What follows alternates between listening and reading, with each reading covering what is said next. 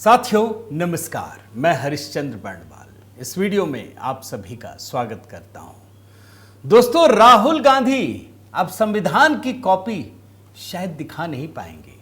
बड़ा लेकर घूमते हैं ना, संविधान संविधान संविधान। मोदी और शाह ने गजब से हिसाब किया है दोस्तों, ऐसा हिसाब कर दिया है कि आप सोच ही नहीं सकते, और वो भी दीपावली से पहले। आखिर हुआ क्या आप जानते हैं?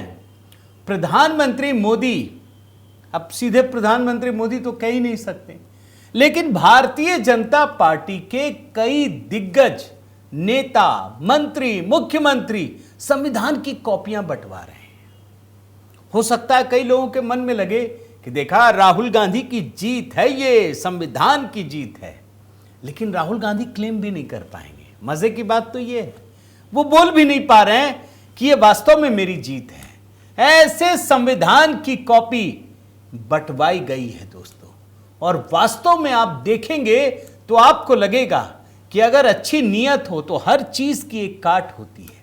ये जिस तरीके से संविधान की कॉपी लेकर दलितों, पीड़ितों, पिछड़ों को भड़काने की कोशिश कर रहे हैं, उसका गजब का जवाब निकाला है। आज की कहानी आपको जबरदस्त लगेगी दोस्तों। और आपको एक बात बताऊं, कल तो धनतेरस था और कल दीपावली है। प्रधानमंत्री मोदी ने दीपावली को लेकर जो बात कही है ना, दीपावली और संविधान दोनों को लेकर के, वो भी आपको चकित कर देगी दोस्तों। ये बात चकित कर देगी। आखिर ये पूरा माजरा क्या है, पूरा खेल क्या है, आपको दिखाता हूं। प्रधानमंत्री मोदी ने बताया है कि 50 साल में ऐसी दिवाली नहीं बनी जो अब मनने जा रही है। राहुल गांधी के लिए ये बातें क्यों होश उड़ाने वाली है, आप देखिएगा दोस्तों, और फिर बताइएगा कि ये कितनी बड़ी कहानी है।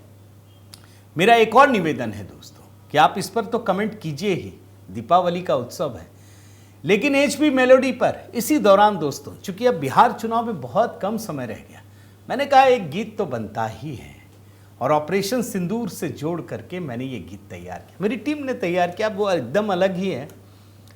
मेरा आपसे निवेदन है दोस्तों, ज़रूर देखिए, बताइएगा कैसा लगा। ये गीतों की दुनिया है जिसमें लोग अपील कर रहे हैं या माताओं बहनों से बात कर रहे हैं। ज़रा बताइएगा, कमेंट में पिंड भी कर दिया है दोस्तों। आइए शुरू करते हैं। इस खबर को देखिए। वो दिन दूर नहीं जब देश माओवादी आतंक से मुक्त होगा, खुशियों के दिए जलेंगे, ये मोदी की गारंटी है। खबर जानते हैं क्या है दोस्तों? प्रधानमंत्री मोदी ने ऐलान कर दिया कि इस बार माओवादी इलाकों में जो दिवाली मनेगी, ऐसी दिवाली 50-50 साल तक उन्होंने नहीं देखी होगी। इस तरह की दिवाली बनेगी, पूरी तरह से भय मुक्त, आतंक से मुक्त होकर। और ऐसे हजारों लोग हैं दोस्तों, बल्कि लाखों कहिए, जिनकी दिवाली में कभी रौनक नहीं आई। क्यों? ये मैं नक्सलियों की बात कर रहा हूं, इसलिए कि या तो वो नक्सली हैं या नक्सली से पीड़ित हैं। दो ही तरह के लोग हैं। वो दिवाली मना नहीं पाए, किसी ने हिम्मत नहीं दिखाई। जो संविधान की कॉपी लेकर घूमते हैं ना, अभी संविधान की कॉपी की ऐसी तस्वीर आपको दिखाऊंगा कि राहुल गांधी तो हिले हुए हैं, एक शब्द नहीं बोल रहे। आपको भी मजा आएगा ऐसे संविधान की कॉपी लेकर। और कौन लहरा रहे हैं आप समझिए, वो नक्सली लहरा रहे हैं। पहले मैं प्रधानमंत्री मोदी का वो बयान सुनाता हूं, जिसको सुनकर आपको अच्छा लगेगा, कुछ लोगों को बुरा भी लग सकता है। सुन लीजिए। क्यों इस बार माओवादी आतंक से मुक्त क्षेत्रों में दिवाली की रौनक कुछ और होने जा रही है। 50-55 साल हुए दिवाली नहीं देखी थी उन्होंने, अब दिवाली देखेंगे। और मुझे पक्का विश्वास है दोस्तों, ये हमारी मेहनत रंग लाएगी, और वहां भी खुशियों के दिए चलेंगे। वो दिन दूर नहीं जब देश नक्सलवाद से, माओवादी आतंक से पूरी तरह मुक्त होगा, और ये भी मोदी की गारंटी है। अब प्रधानमंत्री मोदी ने ऐसी बात क्यों कही दोस्तों, ये जानना चाहिए। वो दिल्ली में एक मीडिया समूह के कार्यक्रम में वो बताते हैं कि मैं आपके सामने एक ऐसा विषय उठाना चाहता हूं जो देश की सुरक्षा के हिसाब से तो बड़ा है, लेकिन नौजवानों के भविष्य से भी जुड़ा है, नक्सलवाद का। वो कहते हैं कि कांग्रेस के शासन में अर्बन नक्सलों का इकोसिस्टम इस कदर हावी था कि माओवादी आतंक की घटनाओं को लोगों तक न पहुंचने देने के लिए सेंसरशिप चलाता था कि अर्बन नक्सलियों पर बात मत कीजिए। और उसके बाद प्रधानमंत्री मोदी कहते हैं दोस्तों कि ये जो लोग हैं ना, संविधान माथे पर लगाते हैं, ऐसे ऐसे घूमते हैं, ऐसे घूमते हैं, ऐसे घूमते हैं संविधान।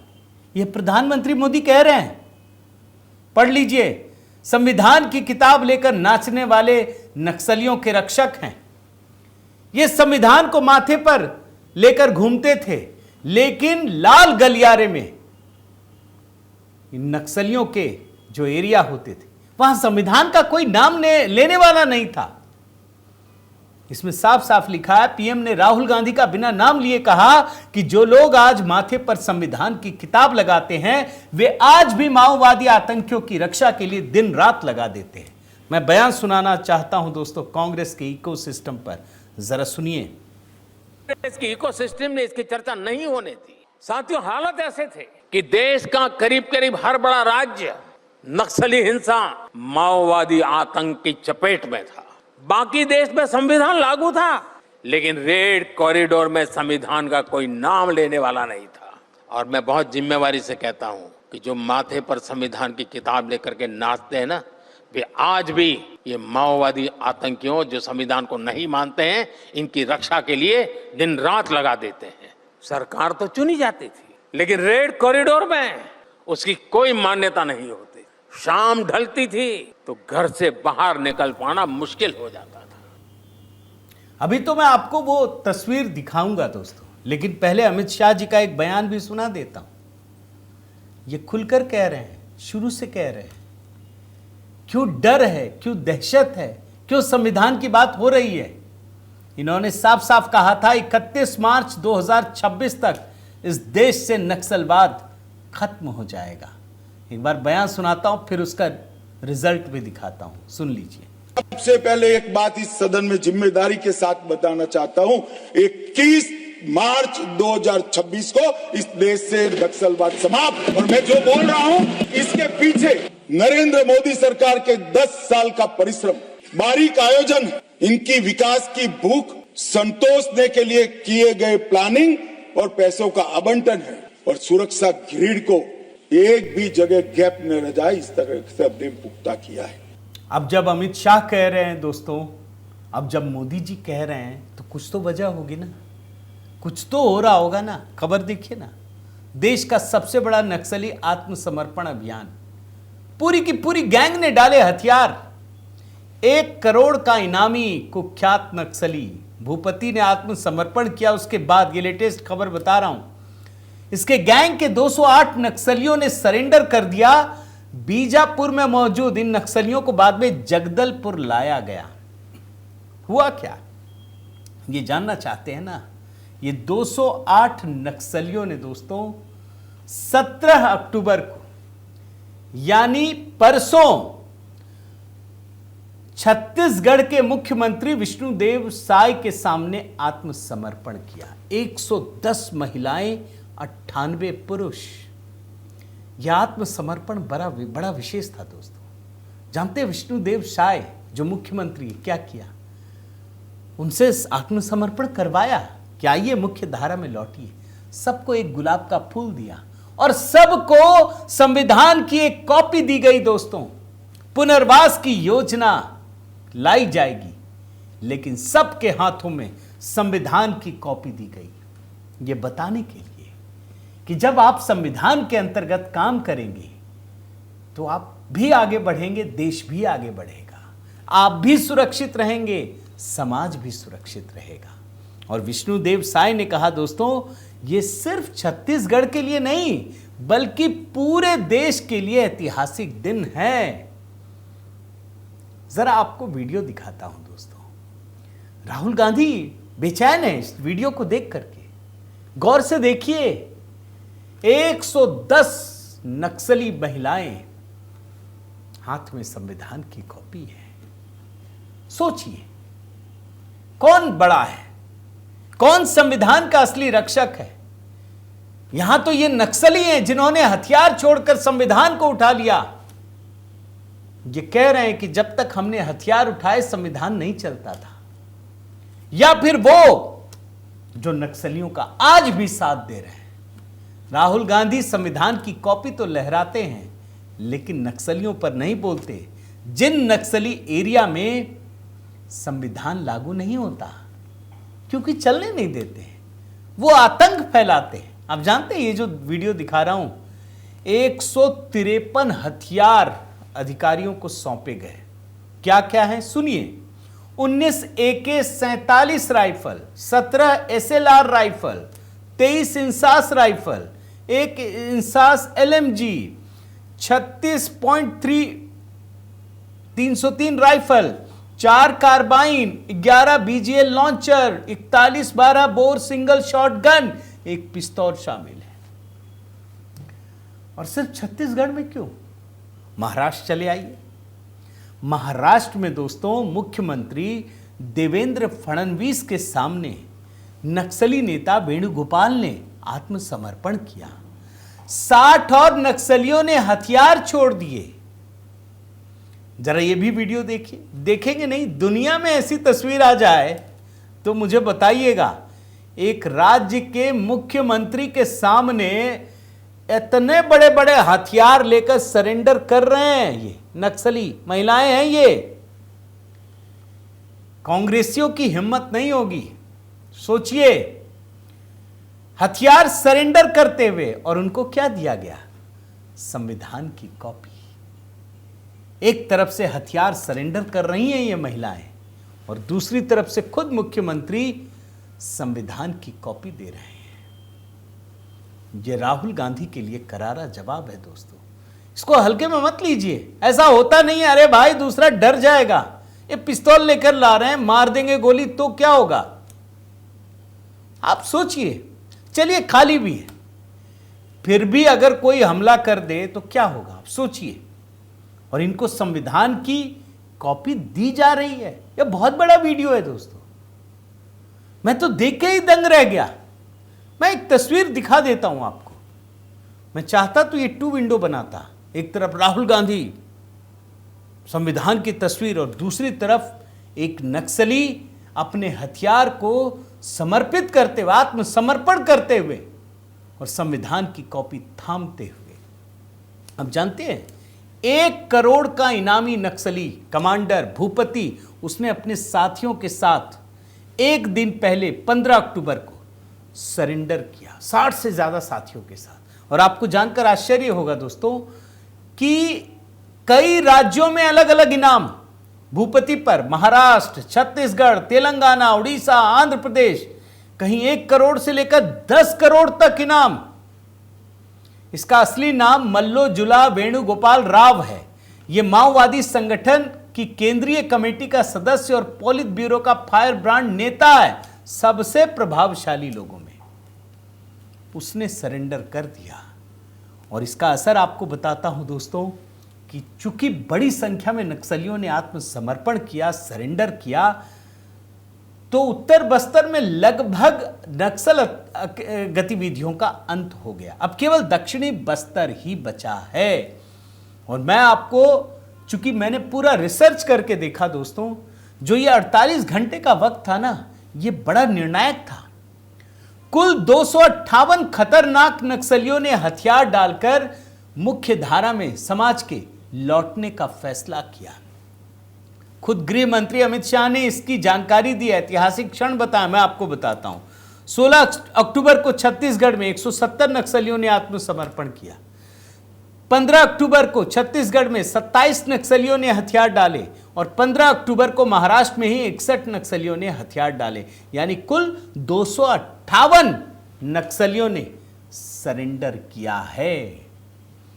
और दोस्तों, केंद्रीय गृह मंत्री अमित शाह ने एक्स पर एक महत्वपूर्ण पोस्ट कर छत्तीसगढ़ में ये जो अभूतपूर्व सफलता मिली है तमाम, उन्होंने राज्य के 3 संवेदनशील क्षेत्रों अबूझमाड़, उत्तरी बस्तर और दक्षिणी बस्तर में लगभग नक्सली गतिविधियों के समाप्त होने पर प्रसन्नता जताई। मैं आपको उनका ट्वीट दिखाता हूं। ये ट्वीट देखिए, 16 अक्टूबर को। यह अत्यंत हर्ष की बात है कि एक समय आतंक का गढ़ रहे छत्तीसगढ़ के अबूझमाड़ और नॉर्थ बस्तर को आज नक्सली हिंसा से पूरी तरह मुक्त घोषित कर दिया गया। अब छिटपुट नक्सली केवल साउथ बस्तर में बचे हुए हैं, जिन्हें हमारी सुरक्षा बल शीघ्र ही समाप्त कर देंगे। जनवरी 2024 में छत्तीसगढ़ में भाजपा सरकार बनने के बाद से 2100 नक्सलियों को ने आत्मसमर्पण किया है, 1785 को गिरफ्तार किया गया है, 477 को न्यूट्रलाइज किया गया है। ये दृढ़ संकल्प है भाजपा का, मोदी सरकार का।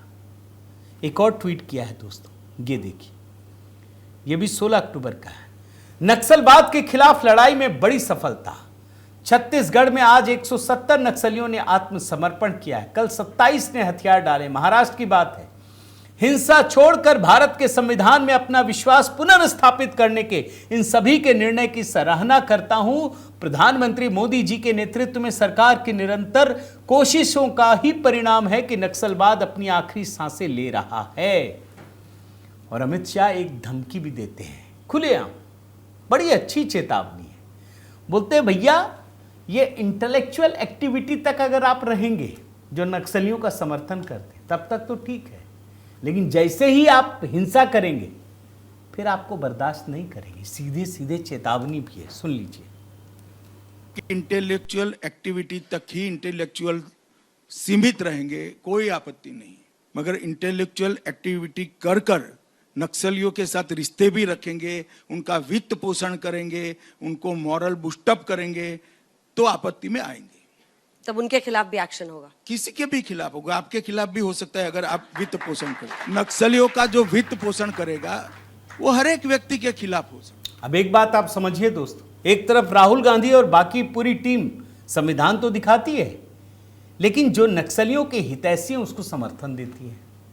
दूसरी तरफ मोदी शाह की जोड़ी, भैया वो नक्सलियों को मुख्य धारा में ला रहे हैं और संविधान की कॉपी भी दे रहे हैं। वो पूछते हैं कि क्या नक्सली जो हिंसा करते हैं ये संविधान अनुमति देता है क्या? नहीं देता है। सुन लीजिए।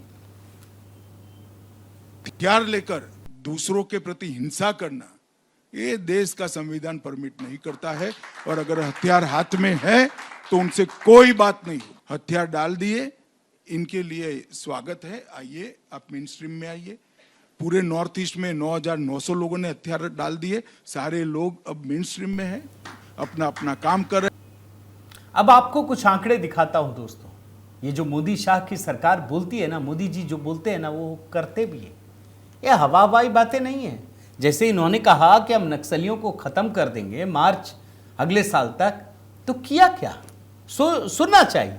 2018 में नक्सल प्रभावित जिलों की संख्या 126 घटकर 90 हो गई, 2021 में 70 और अप्रैल 2024 में 38 रह गई। और इस समय की बात करूं दोस्तों तो सबसे अधिक नक्सल प्रभावित जिलों की संख्या वो भी 6 से घटकर 3 रह गई है, जबकि वामपंथी उग्रवाद से प्रभावित जिलों की संख्या 18 से घटकर केवल 11 रह गई है। और जो 3 जिले सर्वाधिक प्रभावित है, नाम बताता हूं। छत्तीसगढ़ में बीजापुर, सुकमा, नारायणपुर। और सिर्फ इस साल की बात बताता हूं दोस्तों, नक्सलियों के खिलाफ जो अभियान चलाया गया है उसमें सफलता के सारे रिकॉर्ड टूट चुके हैं। आप देखिए, इस साल की बात कह रहा हूं, 312 वामपंथी कैडरों को मार गिराया। इसमें छत्तीसगढ़ के मुठभेड़ में सीपीआई महासचिव नंबाला केशव राव और पोलित ब्यूरो यानी केंद्रीय समिति के 8 अन्य सदस्य शामिल हैं। और इसीलिए दोस्तों ये मोदी सरकार की बहुत बड़ी उपलब्धि है। अब इस उपलब्धि को कैसे समझेंगे, जरा एक तुलनात्मक अध्ययन भी बताता हूं आपको। अब देखिए, 2010 में किसकी सरकार थी? यूपीए की, कांग्रेस की, मनमोहन सिंह की। उस समय मंत्रालय ने कहा, प्रधानमंत्री ने कहा कि नक्सलवाद भारत की सबसे बड़ी आंतरिक सुरक्षा चुनौती है। अब इसका प्रभाव खत्म हो गया है। खत्म हो गया, अब कोई नहीं कह सकता। साल 2013 में विभिन्न राज्यों के 126 जिलों में नक्सल संबंधी हिंसा की रिपोर्ट की गई थी और मार्च 2025 में यह संख्या सिर्फ 18 जिले तक और 6 सबसे अधिक प्रभावित, जो घटकर 3 हो गए। अब सवाल है दोस्तों, कुछ पॉइंट्स आपको बहुत शीघ्रता में बताता हूं कि आखिर बड़े नक्सली सरेंडर के कारण क्या है। सरकार की जीरो टॉलरेंस पॉलिसी, पहला, कोई छूट नहीं है। दूसरा, केंद्र सरकार जो स्पेशल असिस्टेंस दे रही है। और तीसरा, नेतृत्व का परिवर्तन, सरकार बदली, दृढ़ता आई, सारे लोगों ने सरेंडर करना शुरू कर दिया। और सिर्फ केंद्र नहीं दोस्तों, केंद्र और राज्य सरकारों की रणनीति का मिला जुला असर है। जैसे मैं कुछ पॉइंट बताता हूं। सुरक्षा बलों का दबाव, सुरक्षित आत्मसमर्पण नीतियां कि अगर वो आना भी चाहें तो आएंगे कैसे, सुरक्षा की बड़ी कार्रवाई, नक्सलियों के सप्लाई चेन को कमजोर करना, अब स्थानीय समर्थन नहीं मिलता, जो लोग उसको वैचारिक ताकत देते थे, खाद पानी, उसको खत्म करना, हथियारों के साथ सरेंडर और सामरिक कमजोरी, पुलिस बलों की संख्या को बढ़ाना, उनके लिए पुनर्वास की नीतियां बनाना, अवसर देना कि अगर वो आ भी जाएं मुख्य धारा में तो ऐसा ना हो कि बेरोजगारी की वजह से फिर चले जाएं। और सरकार जिस तरीके से काम कर रही है दोस्तों, उनको लोकल समर्थन नहीं मिल रहा, पैसे, फंडिंग सब बंद हो गया, अब नकली करेंसी नहीं पहुंचती है। और इसीलिए प्रधानमंत्री मोदी कहते हैं दोस्तों कि जो दिवाली मना रहे हैं इस समय, जो कल वो दिवाली मनाएंगे, वो 50 साल में ऐसी दिवाली नहीं मनाई होगी। आप कितना सहमत हैं दोस्तों, जरूर बताइएगा।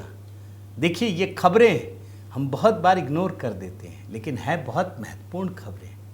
मेरा निवेदन है दोस्तों कि कमेंट के साथ साथ अगर आपने चैनल सब्सक्राइब नहीं किया है तो जरूर कीजिए, लाइक कीजिए, बेल आइकन दबाइए। और हाँ, HB मेलोडी पर दोस्तों बिहार चुनाव को लेकर एक गीत हमारी टीम ने तैयार किया है, जरूर देखिएगा, बताइएगा कैसा लगा। अभी के अभी कमेंट में पिन कर दिया है, देखिए, बताइए। बहुत बहुत धन्यवाद। जय सिया राम।